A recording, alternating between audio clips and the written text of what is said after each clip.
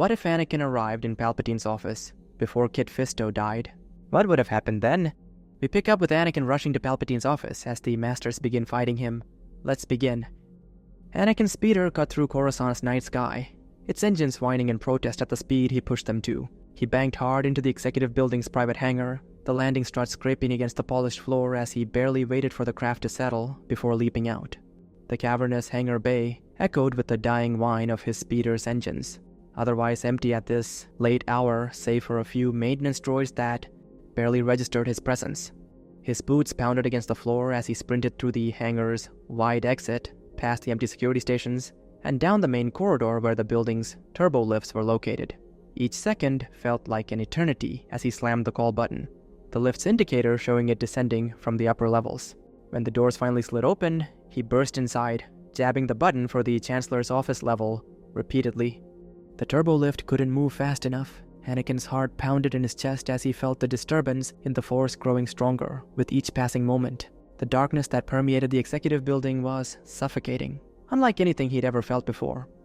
His footsteps rang through the corridor, each step bringing the clash and hum of lightsabers into sharper focus. The distinctive snap hiss of blades meeting in combat echoed off the polished walls. As he rounded the corner to the Chancellor's office, he felt it, Agent Kolar's presence in the Force vanishing like a snuffed flame. Anakin's pace quickened, his earlier words to Master Windu echoing in his mind. He had been right. They needed him for this. The Chancellor's power was beyond what they had anticipated. The scene that greeted him through the doorway made his blood run cold. Just as he entered, Palpatine's crimson blade pierced through Master Saesatine's defense, the Jedi Master's body crumpling to the ground with a final gasp. Darth Sidious pulled his blade free, his usually grandfatherly face twisted into a mask of hatred and dark satisfaction. His eyes, still their normal appearance, held a calculating coldness as he squared off against Kit Fisto and Mace Windu. Kit Fisto and Mace Windu sensed Anakin's approaching presence, their connection to the Force alerting them moments before he appeared. The instant Anakin's blue blade ignited with its distinctive snap hiss, both masters unleashed a powerful Force push. The combined wave of energy sent Palpatine sliding backward across the polished floor, buying them precious seconds. They fell back to stand alongside Anakin, the three Jedi forming a unified line as they faced the Chancellor across his own office. "Chancellor, stop!" Anakin shouted, his voice raw with emotion. His arrival had given them a crucial moment to regroup, to coordinate their attack. Now it was 3 against 1, and Anakin desperately hoped Palpatine would see reason and submit to arrest.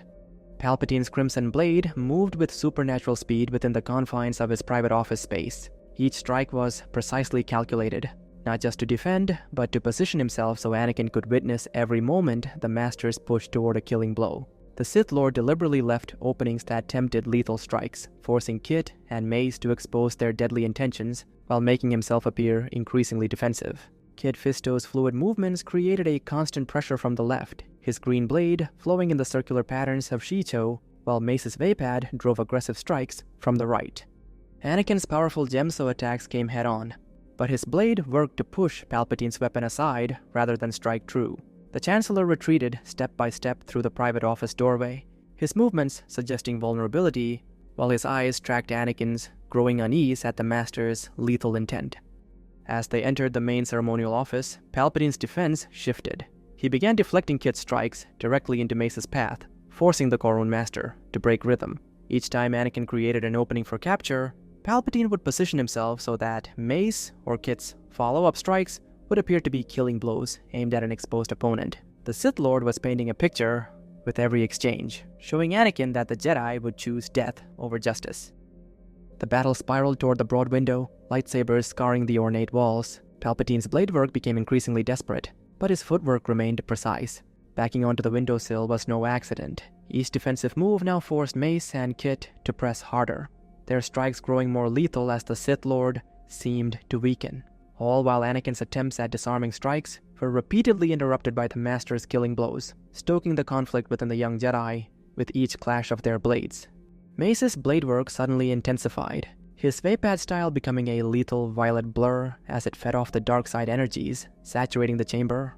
The air itself seemed to crackle with each devastating strike, forcing even Kit to adjust his stance against the sheer power radiating from the duel.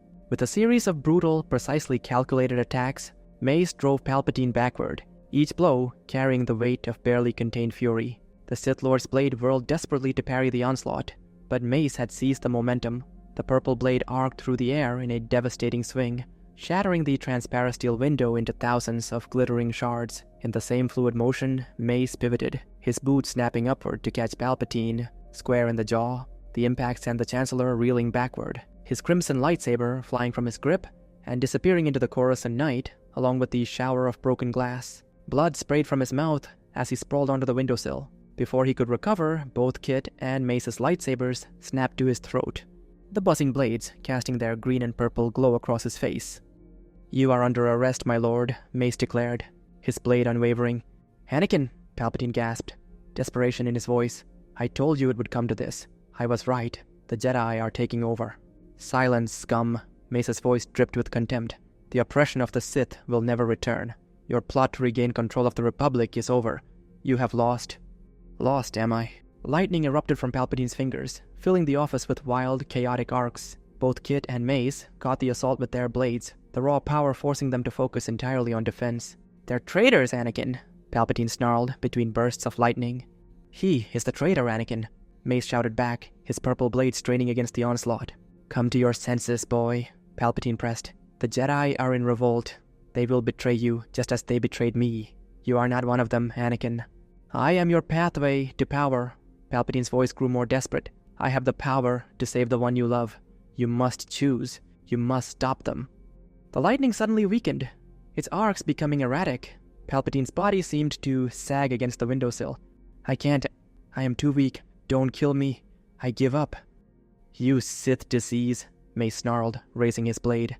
"I am going to end this once and for all." "You can't kill him, Master," Anakin stepped forward, his voice tight with desperation. "He must stand trial." "He has control of the Senate and the courts." Mace's grip tightened on his saber. "He is too dangerous to be kept alive." Kit's expression tightened with growing concern, his chest still heaving from the intensity of the combat. His green skin glistened in the office lights as he turned to face Anakin directly. "The Grand Army," his quiet words cut through the tension, voice slightly breathless. "It answers to him as Supreme Commander." His piercing gaze locked with Anakin's, silently willing the young Jedi to understand the full weight of what he was suggesting. The implication hung heavy in the air. Palpatine could twist this whole situation into an act of treason. "I'm too weak, Anakin," Palpatine pleaded. "Don't kill me, please." "It is not the Jedi way." Anakin's voice grew more urgent as he took a step forward, his blue eyes wide with desperation as Mace raised his sword higher. "He must live." Anakin's hands clenched at his sides, his whole body tense with barely contained panic. "Please don't." Palpatine's weak voice quavered from his position on the windowsill, his shoulders hunched as he shrank away from Mace's hovering blade. "I need him." Anakin's final plea came out almost as a whisper, his face a mask of anguish as he took another halting step toward Mace. His right hand drifted unconsciously to his lightsaber hilt, fingers closing around the familiar metal as the conflict within him reached its breaking point. "Wait." Kit's voice cut through the tension, his warrior's instincts picking up something Mace's battle focus had missed, the growing storm of conflict within Anakin. The young Jedi's force signature was churning with desperation, fear, and something deeper. Palpatine lay weakened before them. A few moments delayed to understand Skywalker's turmoil wouldn't change the outcome. "Why do you need him, Anakin?" Master Fisto asked. The question seemed to catch Anakin off guard, and Kit sensed the maelstrom of emotions within him settling slightly at being acknowledged. Mace, finally registering his fellow council member's concern, turned his attention partially from Palpatine to study his younger colleague.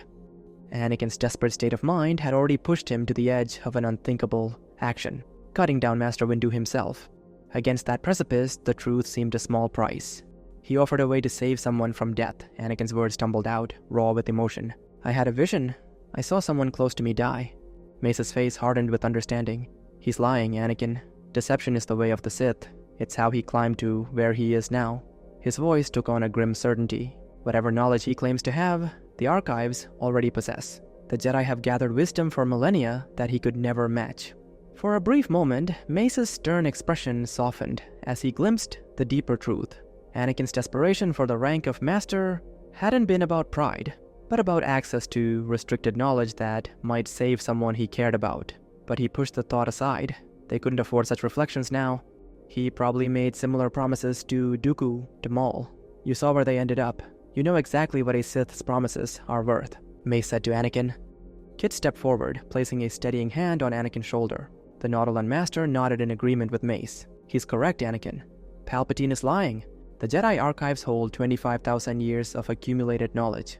If there's any true path to what you seek, you'll find it there. Kit's dark eyes filled with concern as he continued.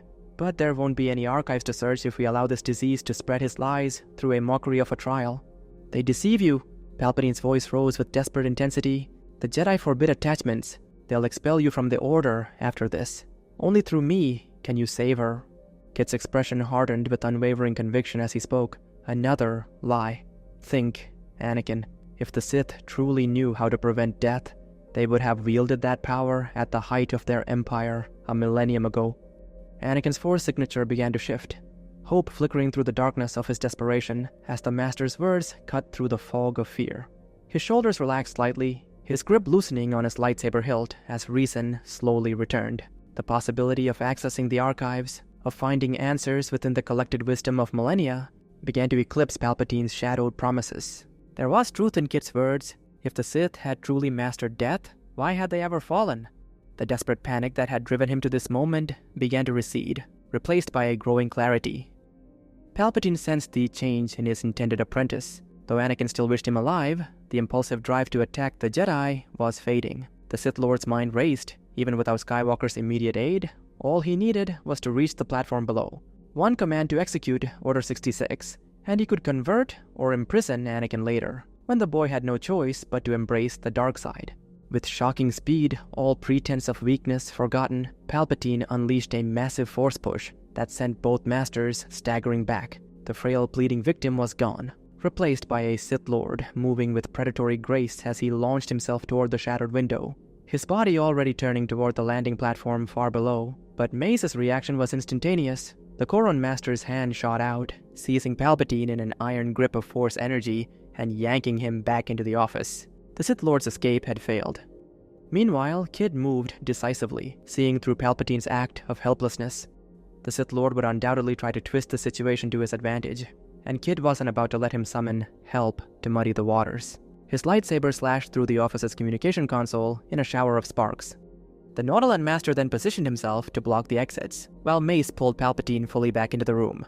The Sith Lord's response was immediate and devastating. Lightning erupted from his hands in a torrential storm, more powerful than before. The raw dark side energy filled the chamber, forcing both masters to angle their blades to catch the assault. Mace's arms burned with effort as he held his blade steady, feeling Kit similarly straining beside him as the lightning pushed them back step by step. Their lightsabers trembled under the relentless barrage, the purple and green blades barely containing the darkness. Then suddenly, the pressure lessened. Through the crackling storm, Mace caught sight of Anakin stepping forward, his blue blade raised to join theirs. The raw display of power from the man who moments ago claimed to be too weak to go on made Anakin's choice clear. The lightning scattered across 3 blades now, and Palpatine's expression twisted as he realized that, while Anakin might not strike to kill, his ruse of weakness had failed. The young Jedi would not turn against them. The 3 Jedi began to advance through the storm of lightning. Kit's fluid movements complemented Mace's powerful Vapad stance, while Anakin's raw strength helped push them forward. Palpatine's face twisted with hate as he poured more power into the assault, but he couldn't hold back all 3. "Stop this," Anakin shouted, his voice carrying both command and plea. "Surrender!" But Palpatine wouldn't yield. He shifted the lightning's focus rapidly between them, trying to find a gap in their defense. When that failed, he reached desperately toward the broken window with the Force, perhaps hoping to escape. Anakin saw the motion and acted with characteristic decisiveness. His blade flashed twice in rapid succession, and both of Palpatine's hands fell to the floor. The lightning ceased. The sudden silence felt deafening. Anakin's mind raced, considering how his testimony might ensure a fair trial, how to convince the Masters that justice demanded proper procedure, that even now arrest was the right path. But Master Windu immediately made all those thoughts irrelevant. The purple blade moved in a single, fluid arc. Anakin hadn't even seen Mace step forward. Palpatine's head tumbled through the shattered window into the Coruscant night, and Anakin's legs gave way beneath him. He collapsed to the floor, the weight of everything, what almost happened, what he'd almost done, what he'd lost and what he'd saved, crashing down upon him at once. Mace was already moving, his comm unit in hand as he strode from the office. The political vacuum had to be contained immediately. "Master T, Mace's voice cut through the comm static with grim purpose. "The Chancellor was the Sith Lord. He has been eliminated. Secure the temple, and prepare the Council for emergency session." "Understood, Master Windu."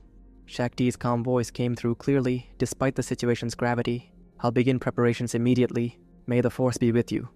Only after her acknowledgement did Mace switch channels.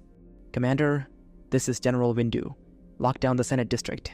I want the 187 securing this sector immediately." While Mace managed the broader crisis, Kit Fisto turned to Anakin. Kit's characteristic smile grew warmer, filled with genuine pride and compassion. "You have fulfilled the prophecy, Anakin." Kit's words were soft but certain. "The Sith's destruction came not just from combat, but from your choice to stand with the light. By trusting us with the truth, by joining us here, you brought balance. We could not have succeeded without you." His hand found Anakin's shoulder again, steadying him. "I have no doubt the Council will grant you the rank of Master for what you've done here today. You've more than earned it." In the days following Palpatine's death, the HoloNet erupted with speculation and conspiracy theories. Anonymous sources spawned countless narratives. The Jedi were running spice cartels that Palpatine had threatened to expose. They had orchestrated a coup to seize control of the Republic. They had manipulated General Skywalker into betraying the Chancellor. The HoloNet's microblogging sections became battlegrounds of heated debate, with some condemning Skywalker's actions, while others defended him vigorously. The truth, however, would soon surface. On Utapau, Obi-Wan Kenobi's investigation of General Grievous's remains yielded crucial evidence. The memory banks of Grievous's Magna Guards contained recordings of the general directing the Separatist leadership to Mustafar. The 212th Battalion, under Kenobi's command, wasted no time. The moment the Mustafar system was identified, Obi-Wan mobilized his forces, leading hhis troops aboard their Venator-class Star Destroyer and setting an immediate course for the volcanic world. Within hours, they had secured the facility and arrested the Separatist Council. During their subsequent trials, the Separatist leaders' testimonies proved devastating. They revealed how Count Dooku had always answered to a master called Darth Sidious, who controlled their every major military action through both Dooku and General Grievous. As for Palpatine being this Darth Sidious, the physical evidence from his office, the scorch marks from Force lightning, the bodies of 2 Jedi Masters, the damaged architecture, corroborated the Jedi's claims about his true identity. When Ahsoka Tano arrived from Mandalore with a captured Maul in custody, his testimony about Palpatine's identity as Sidious provided the final piece of the puzzle. Anakin Skywalker's own testimony proved crucial. His detailed account of Palpatine's attempts at manipulation, coupled with his decision to stand with the Jedi, transformed public opinion. While a small faction continued to defend Palpatine's legacy, the majority of the galaxy came to celebrate the actions of the Jedi, particularly the hero with no fear, who had helped prevent the Republic's fall to Sith control. The investigation expanded rapidly to Palpatine's inner circle. Sat Pistage, Masa Mera, and other close associates were taken into custody for extensive questioning. Their interrogations revealed the depths of Palpatine's decades-long manipulation of the Republic's political system, though many of his deeper Sith machinations had remained hidden even from his most trusted advisors. The Jedi Council convened to address Anakin's fate. Kit Fisto spoke passionately of Anakin's role in fulfilling the ancient prophecy. Master Yoda, in his wisdom, noted a profound truth. Where Count Dooku had succumbed to Sidious's manipulation, Anakin had resisted, and ultimately brought about the Sith's destruction. The Council's decision was unanimous. Anakin Skywalker was granted the rank of Master. With his new status came access to the deeper reaches of the Jedi archives. As he searched for ways to prevent the death he had foreseen in his visions, Padme's time drew near. When Luke and Leia were born, and Padme emerged healthy and strong, Anakin understood a fundamental truth about visions. They were possibilities, not absolutes. His fear of loss had nearly driven him down a dark path, but his trust in the light had saved not only Padme, but the Republic itself. As for the clone army, while the true purpose of the inhibitor chips would remain unknown, the Jedi had long known of their existence. The death of Palpatine prompted a galaxy-wide operation to remove them, ensuring the army's autonomy. With the war's end, the clones were finally free to choose their own destinies. In the end, peace settled over the galaxy through the triumph of trust, truth, and the light side of the Force. Master Yoda was bailed out by Bail Organa.